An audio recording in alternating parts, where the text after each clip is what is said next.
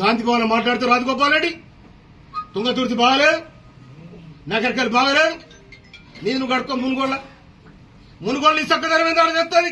నాకు కూడా రిపోర్ట్ వచ్చింది మునుగోళ్ళ ఇష్టం ఉందని. నాకు దాని సమాధానం చెప్పాలి.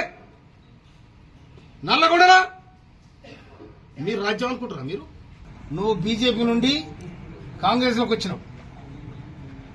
నువ్వు మండల పార్టీ అధ్యక్షులందరూ కూడా నీ ఎంట వచ్చిన బీజేపీ వాళ్ళకి చేసినావు.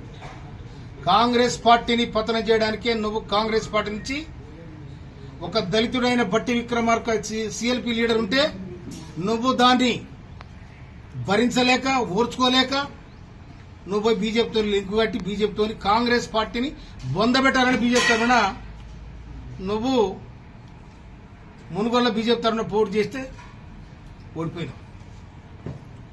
మళ్ళా వచ్చి మళ్ళా కాంగ్రెస్ జరిగిన ఎన్నికల ముందు కానీ నువ్వు ఎవరిని మండల పార్టీ అధ్యక్షుని చేసినావు?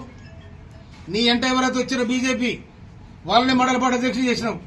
ఇక్కడ నేను చేసిన 9 మంది కాంగ్రెస్ పార్టీ కోసం కష్టపడి పనిచేసిన వాళ్ళు. ఇవాళ మీరు తుంగతుర్తి మీద మాట్లాడే అధికారం లేదని కూడా ఈ సందర్భంగా హెచ్చరిస్తాను. నేను తుంగతుర్తిలో కాంగ్రెస్ లేదు, నగరికల్ కాంగ్రెస్ లేదు. నీ మునుగోడు మురిసిపోతుంది. నీ మునుగోడు మొత్తం మురికి అయింది. అలా చూసుకోపోయి ఆడ నీ చక్కగా కాంగ్రెస్ పార్టీ బతకాలి. రాహుల్ గాంధీ ప్రధానమంత్రి కావాలి. నీలాక ఇటు రాకపోతే అటు రాకపోతే ఇటు. బీజేపీకి ఎందుకు పోయే రాజగోపాల్ సమాధానం చెప్పాలి.